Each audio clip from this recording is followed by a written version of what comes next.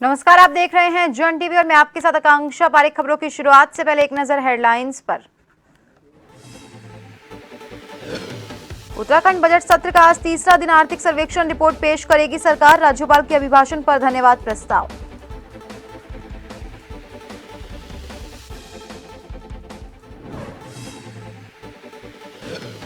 रुड़की में बहू ने की प्रेमी संग मिलकर सास की हत्या। पुलिस ने दोनों आरोपियों को किया गिरफ्तार। रोक टोक करने पर गला घोंटकर उतारा था मौत के घाट।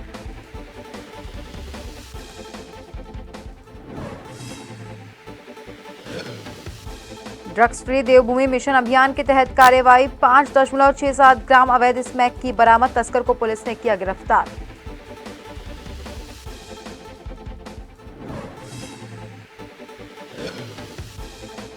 जसपुर में चिकित्सा विभाग ने अवैध चिकित्सालय पर मारा छापा। प्रतिबंधित इंजेक्शन हुए बरामद। संचालक मौके से फरार। पुलिस ने दर्ज की एफआईआर।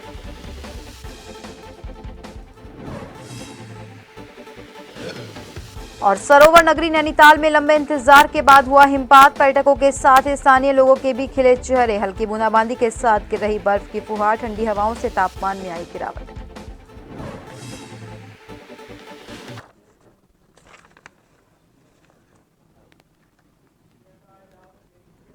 और अब खबरें विस्तार से। उत्तराखंड विधानसभा के बजट सत्र का आज तीसरा दिन है। नेता प्रतिपक्ष यशपाल आर्य का कहना है कि सरकार सदन के अंदर भ्रष्टाचार के मुद्दे को लेकर नियम 310 के तहत चर्चा की मांग कर रही है।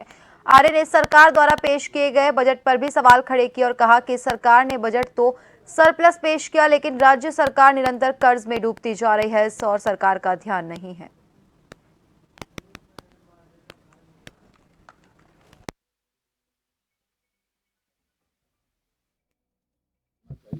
इस बजट में कहीं नहीं दिखाई दे रहा है। इन्वेस्टर समिट के नाम पर कहा जा रहा है कि इतने उद्योग आएंगे। बताइए सरकार, पहले भी इन्वेस्टर समिट हुआ था, कितने उद्योग लगे। अब ग्लोबल इन्वेस्टर मीट में 3.5 लाख करोड़ के प्रस्ताव आए हैं, लेकिन बताएं कि जिले में लग रहे हैं, कहाँ प्रस्ताव आए हैं, किस उद्योग लगाने के लिए प्रस्ताव आए हैं। मजदूर, किसान, नौजवान मात्र सत्र की बात कर रहे हैं, कहाँ पर इसका जिक्र है। तमाम निराशावादी है, शब्दों की जादूगरी है। उत्तराखंड विधानसभा सत्र के बजट सत्र के तीसरे दिन स्कूल और कॉलेज के छात्र छात्राओं को विधानसभा की कार्यवाही दिखाई गई। छात्र छात्राओं में भी विधानसभा की कार्यवाही को देखने के बाद काफी उत्साह देखने को मिला। देहरादून विधानसभा में सदन की कार्यवाही देखने पहुंचे एसएमआर जनजातीय पीजी कॉलेज के छात्र छात्राओं का कहना है कि बजट सत्र के दौरान उन्हें बहुत कुछ सीखने को मिला। इस दौरान कॉलेज के चेयरमैन और शिक्षक भी मौजूद रहे।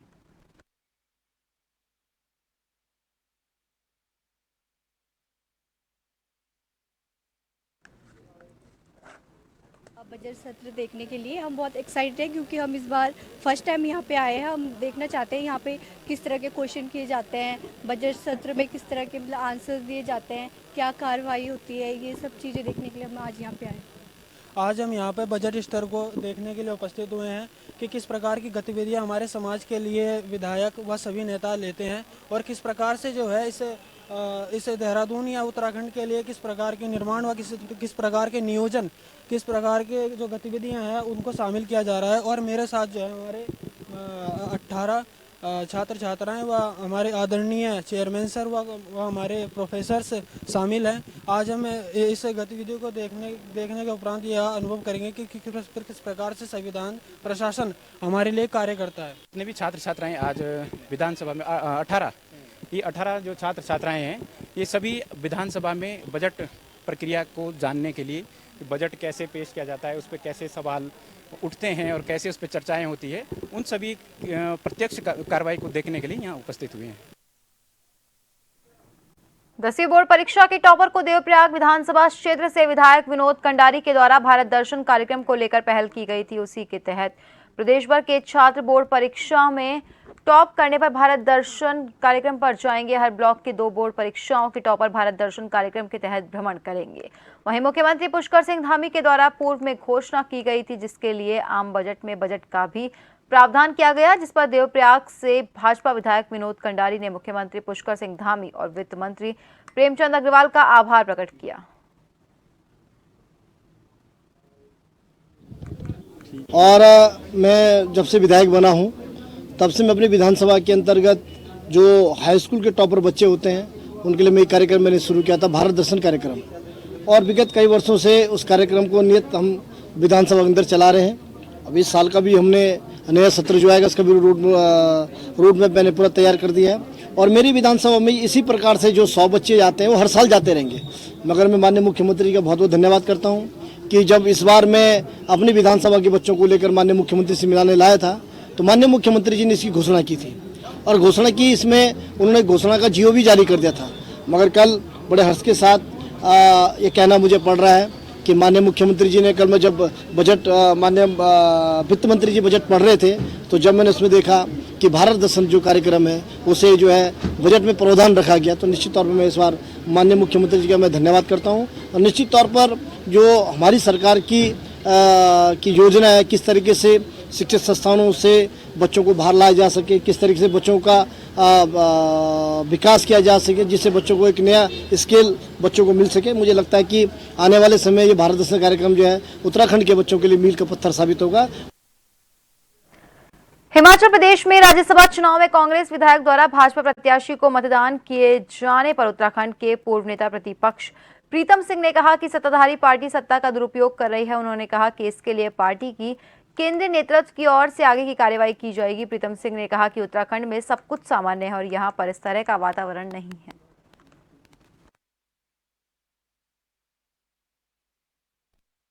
देखिए, जहाँ तक उत्तराखंड राज्य की आप बात कर रहे हैं, उत्तराखंड राज्य में इस तरीके का कोई खतरा नहीं है। हिमाचल प्रदेश में हुआ है, निश्चित रूप से बहुत दुखद भी है।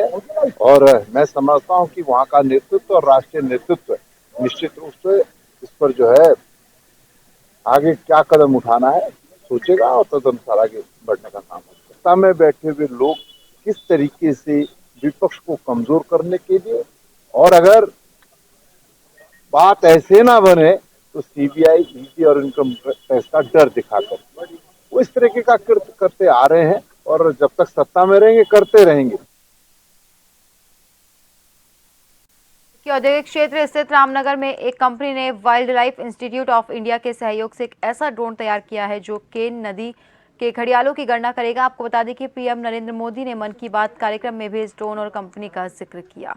वहीं ड्रोन बनाने वाली कंपनी के संचालक का कहना है कि ये F90+ ड्रोन है जो सर्वे का काम करते हैं और 90 मिनट की उड़ान भर सकता है। उन्होंने बताया कि इसमें अलग अलग तरीके के कैमरास लगाए गए हैं। साथ ही पीएम नरेंद्र मोदी ने उनकी कंपनी का जिक्र किया जो कि रुड़की शहर और हमारे लिए बड़ी उपलब्धि है।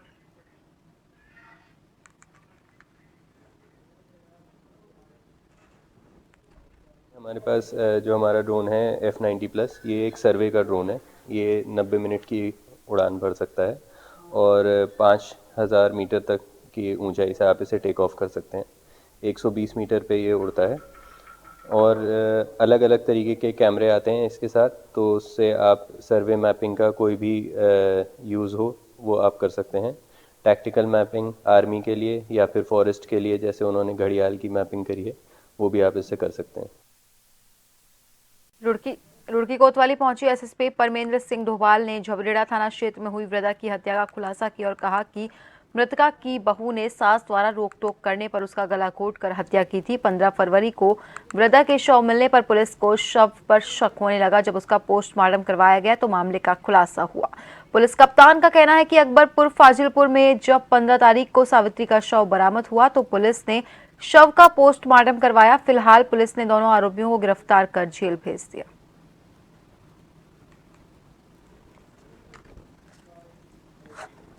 झबरेड़ा थाने में अकबरपुर फाजिलपुर जो गांव है वहां पर 15 तारीख को एक मृतका जिसका नाम सावित्री है, वो उसकी जब बॉडी प्राप्त हुई थी पुलिस ने इसको संज्ञान में लिया था।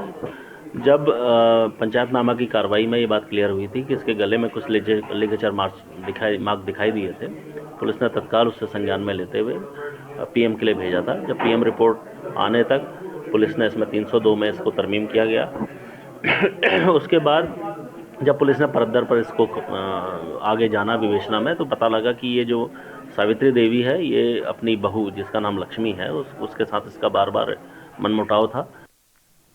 ड्रग्स फ्री देवभूमि मिशन अभियान के तहत एसएसपी प्रेमेंद्र सिंह ढोभाल के निर्देश पर लक्सर पुलिस ने नशे के खिलाफ कार्रवाई करते हुए एक स्मैक तस्कर को गिरफ्तार किया। स्मैक तस्कर से 5.67 ग्राम अवैध स्मैक, एक इलेक्ट्रॉनिक तराजू सहित स्मैक बेचकर कमाई गई 1120 रुपए बरामद किए। पुलिस ने आरोपी स्मैक तस्कर के खिलाफ एनडीपीएस एक्ट के तहत मुकदमा दर्ज किया।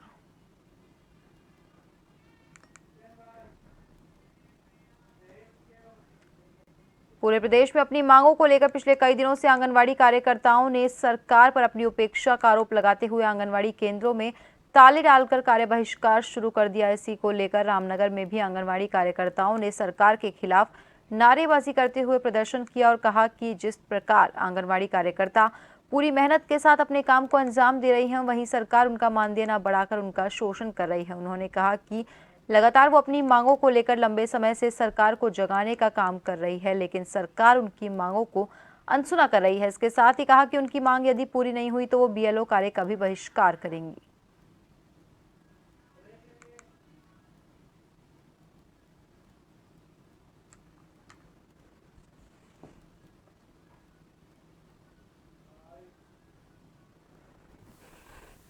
और ये हमारी मांगे हैं कि हमारी जो मानदेय है वो 18,000 किया जाए, जो एक न्यूनतम मजदूरी भी नहीं है जो हमारी, उसको पूरा किया जाए।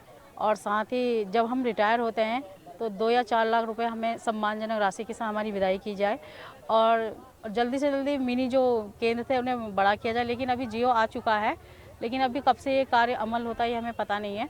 और अभी हम लोग इसी धरने को लेके देहरादून वहाँ पे गए थे, तो अभी हमें खाली आश्वासन दिया गया है कि ऐसा होगा, क्योंकि अभी 17 बजट का वो चल रहा है। तो 2 तारीख को देखो क्या होता है, या फिर 8 मार्च के, तब तक हमारा ये कार्य बहिष्कार जारी रहेगा। हम जगह जगह पर ऐसे धरने प्रदर्शन करते रहेंगे।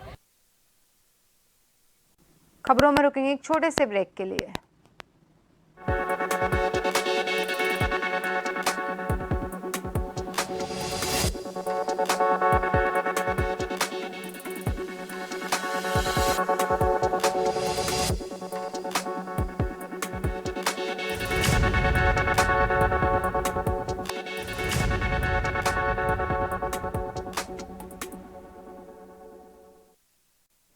Century pulp and paper workers union का विधिवत चुनाव होने के बाद यूनियन का पुनर्गठन हो गया है, जिसमें कैलाश चंद्र मेलकानी अध्यक्ष जबकि कैलाश चौसाली महामंत्री निर्वाचित हुए।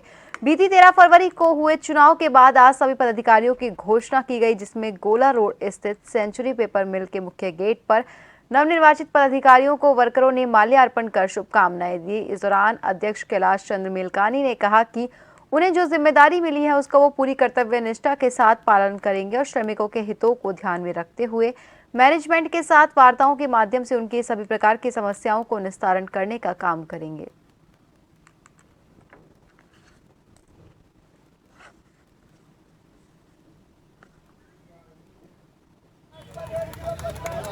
निश्चित रूप से हम कह सकते हैं कि ये कांटों भरा ताज है, लेकिन सभी लोगों ने बड़े ही विश्वास और बड़ी ही उम्मीदों के साथ हमको अध्यक्ष और हमारे महामंत्री जी कैलाश चौसाली जी को नियुक्त किया है।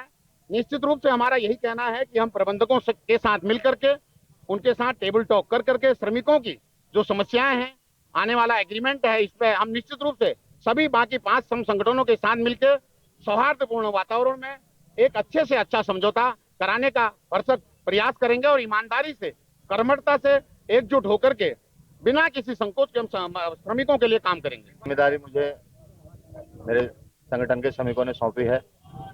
उस जिम्मेदारी पर मैं पूर्व में भी 8-9 साल रह चुका हूं और हमारे प्रिय और हमारे संस्थापक सदस्य संगठन के जो स्वर्गीय श्री देवकीनंदन सोयाल जी ने के सानिध्य में जो काम करने का मौका मिला, उसमें उनकी एक सीख थी कि श्रमिकों के लिए हमेशा संघर्षरत रहना, यही हमारी विजय होगी। उन्हीं की भावना पर हमारा पूरा संगठन का। नगरपालिका लोहाघाट के द्वारा कुछ साल पहले लोहाघाट नगर में शॉपिंग कॉम्प्लेक्स का निर्माण करवाया गया था और नगर के व्यापारियों को उसमें किराए पर दुकानें आवंटित की गई थी, लेकिन पालिका द्वारा इतने बड़े शॉपिंग कॉम्प्लेक्स में व्यापारियों की सुविधा के लिए शौचालय का निर्माण तक नहीं करवाया गया, अन्य कोई सुविधा भी नहीं दी गई, जिसकी वजह से व्यापारियों को काफी दिक्कतें हो रही है, खासकर महिला व्यापारियों को। वहीं बुधवार को परिसर के व्यापारियों ने कहा कि कई बार नगरपालिका से कॉम्प्लेक्स में शौचालय निर्माण की मांग की गई, लेकिन पालिका के द्वारा सिर्फ आश्वासन दिया जा रहा है।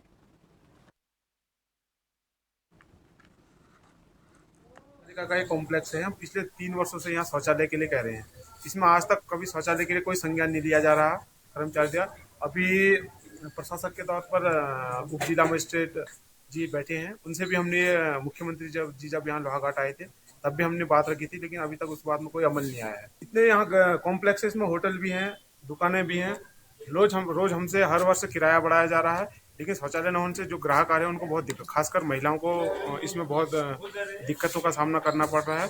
माननीय प्रधानमंत्री जी का जो विजन है हर घर शौचालय स्वच्छ भारत अभियान का, उसमें ये लोग पलीता लगा रहे हैं। कुमाऊं कमिश्नर दीपक रावत ने नैनीताल के अति संवेदनशील क्षेत्र बलिया नाला का निरीक्षण किया। आयुक्त ने बलिया नाला का ट्रीटमेंट कर रहे संबंधित विभागीय अधिकारियों को गुणवत्ता ने तहत कार्य करने के निर्देश भी दिए। उन्होंने बताया कि 173 करोड़ से ज्यादा लागत से बलिया नाला का ट्रीटमेंट चल रहा है। निरीक्षण के दौरान उन्होंने कार्यदायी संस्था को गुणवत्ता के तहत कार्य करने के निर्देश दिए हैं। कमिश्नर ने निरीक्षण के दौरान मुख्य अभियंता हल्द्वानी संजय शुक्ला से बलिया नाले पर होने वाले विकास कार्यों की विस्तार पूर्वक जानकारी ली। कुमाऊं आयुक्त ने बताया कि पिछले कई सालों से वर्षा काल के दौरान इस क्षेत्र में भूस्खलन जल स्रोतों की अलग अलग धाराओं के कारण हो रहा था, जिसे एक धारा के रूप में परिवर्तित कर भूस्खलन को रोका जाएगा।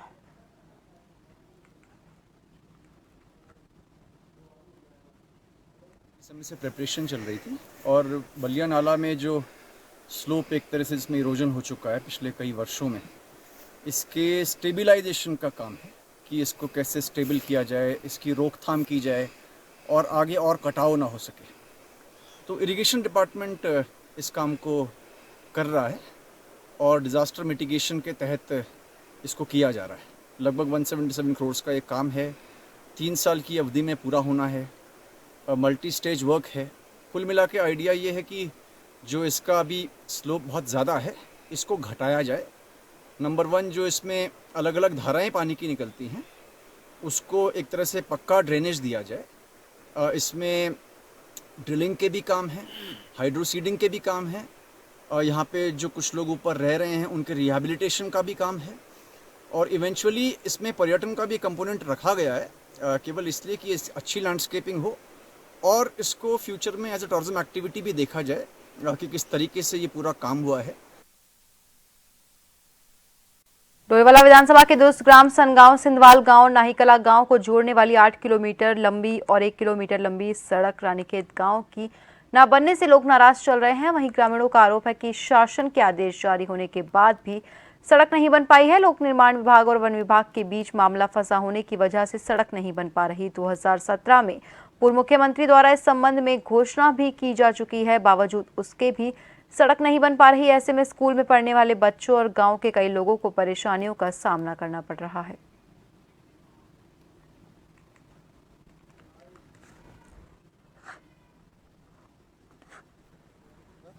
कोई शासन प्रशासन उस तरफ सूद लेने को लिए तैयार नहीं है। आप खुद पहले भी चल के जैसे देख के आए हैं आप भी कि हम लोगों का जो सड़क की समस्या है वो कितनी विकट है। बच्चों को स्कूल में आने जाने के लिए कितनी दिक्कतें हो रही हैं। कोई जैसे नौकरी के लिए जा रहे हैं, सरकार कह रही है कि पलायन रोको, पलायन कैसे रोक पाएंगे हम लोग? हम खुद प्रतिनिधि होकर हम पलायन रोकने के लिए क्या क्या कर लें इन गाँवों के लिए जो कि पलायन रुक जाए, क्योंकि ये जो बड़ी बड़ी योजना है ये तो सरकार के जो बड़े स्तर पे है वहीं पर लंबित पड़ी हुई हैं। आप देख सकते हैं कि 2017 में सीएम साहब की घोषणा पत्र का बिंदु थे जो, तो उन पे अभी तक धरातल में ऐसा नहीं कि एक भी जेसीबी भी लगाओ, 1 फुट भी कटिंग नहीं हुई है। आपने स्थिति देख ली होगी और आपके माध्यम से हम यही सभी नेताओं को कहना चाहते हैं, बीजेपी हो चाहे कांग्रेस हो, कोई भी जनप्रतिनिधि हमारे क्षेत्र में वोट मांगने ना आए। हमने बिल्कुल पूर्ण बहिष्कार कर लिया है ताकि सड़क नहीं, हमारी समस्या को दूर करें तभी जाके हमारे यहाँ वोट मांगना है। उत्तराखंड के नैनीताल में लंबे इंतजार के बाद हल्का हिमपात देखने को मिला, जबकि ऊपरी पर्वत श्रृंखलाओं में सीजन का तीसरा हिमपात हो रहा है। नैनीताल के निचले शहरी क्षेत्र में बीती रात से मौसम खराब बना हुआ है। सवेरे से हल्की बूंदाबांदी के साथ ही फ्लैक्स यानी बर्फ की फुहारें देखने को मिली। हालांकि तापमान ज्यादा होने की वजह से बर्फ टिक नहीं सकी।